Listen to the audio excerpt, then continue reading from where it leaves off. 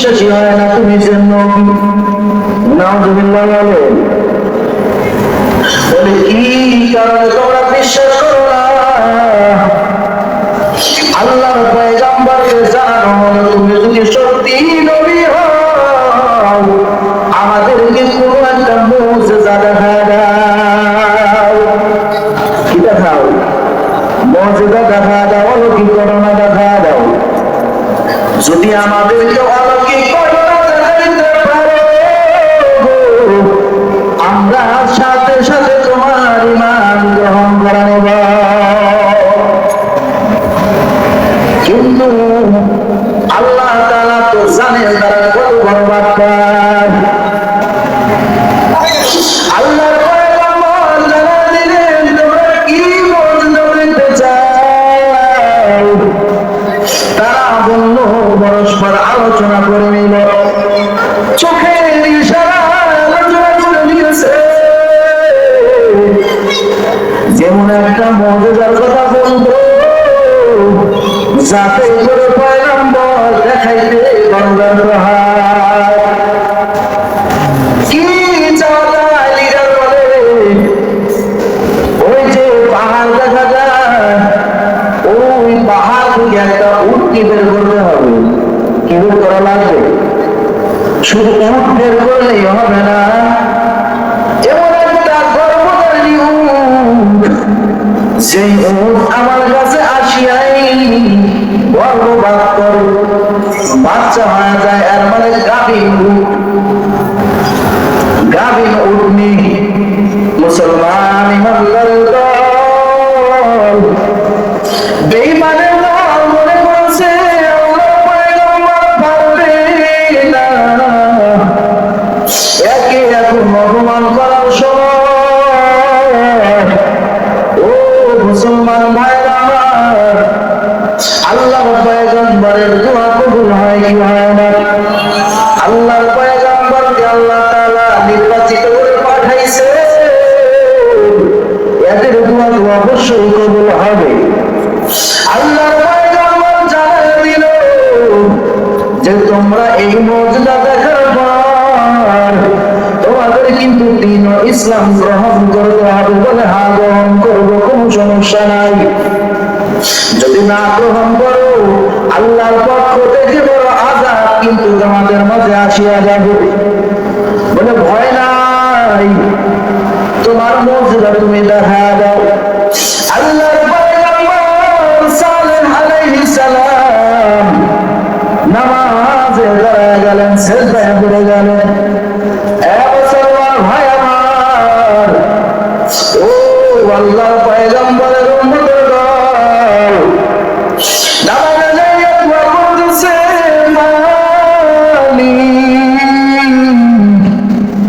আমার উম্মত মুজিজা দেখতে চায়, তুমি মুজিজা দেখা দাও। আল্লাহ তাআলা দোয়া কবুল করে নিলেন। ওই পাহাড় থেকে কাবিন একটা উট নিয়ে এসে হাজির হয়ে গেল, গর্ভপাত হয়ে গেল। সুবহানাল্লাহ বলেন। এই উটটিটা গর্ভপাত হওয়ার পর একদল মানুষ মুসলমান হয়ে গেল। সুবহানাল্লাহ। এত বড় মুজিজা জীবনে দেখিনি নাই। আজ ঈমান করা যাবে না, মুসলমান হয়ে যায়। আর একদল শক্তিশালী দল তারা মুসলমান হইল না। এত বড় মুজিজা দেখার পর মুসলমান হয় না, এর চাইতে পুরা কপাল আর হইতে পারে নাকি? মুসলমান হয়ে গেল একদল। মুসলমান ইমানদারের দল মুসলমান হওয়ার পর ওই যে একদল মুসলমান হইল না, আল্লাহর পয়গম্বর জানা দিলেন তোমরা কেউ তো মুসলমান হও নাই, তোমাদের একটা সতর্কবাণী বলে দেই। এই যে উটনিটা আছে এই উটনিটার সাথে তোমরা বেয়াদবি কখনো করবা না। চড়ায় যখন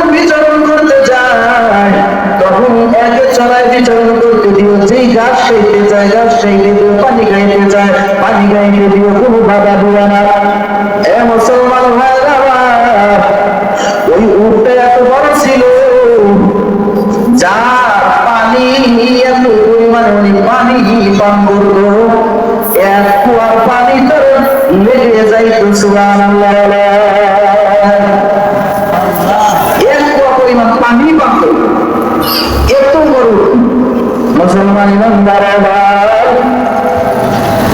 আল্লাহর পয়গম্বর জানা দিলেন, পানি করে দিলেন, এই উটনি যেদিন পানি পান করবে তোমরা পান করবে না, তোমাদের গবাদি পশু পান করবে না, আর পরের দিন তোমরা পানি পান করে এই উটনি পান করবে না। ফলে কি দাঁড়াইলো, এমন দাঁড়াইলো, কিছু লোক বিরতি হয়ে গেল, না এটা মেনে নেওয়া যাবে না। কিন্তু তাদেরকে আল্লাহ তাআলা যেই দিন তারা ওই কুয়া থেকে পানি পান করে না, ওই দিন আল্লাহ তাআলা ওই উটনি থেকে পরিমাণ আল্লাহ দুধ দিয়ে দেয়। ওই কওমের সব লোক দুধ খায়, তৃপ্তি অর্জন করে, শুধু নিজেরাই খায় না, তাদের পাত্রগুলিকে বোঝাই করে তারা রাখিয়া দেয়। সুবহানাল্লাহ, একটু বলে দাও একবার সুবহানাল্লাহ। যদি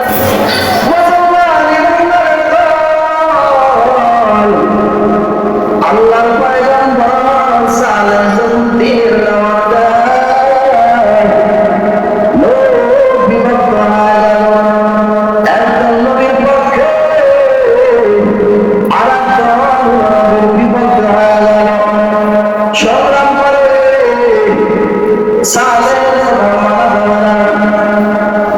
আর কিছু সংখ্যক মুসলিম মানুষ মেনে নিল। এই যারা মানল তাদেরকে বলা হয় মুসলমান। জোরে বলেন কি বলা হয়? আল্লাহর পয়গম্বরের হুকুম যারা মানবে তাদেরকে কি বলা হয়? মুসলমান বলা হয়।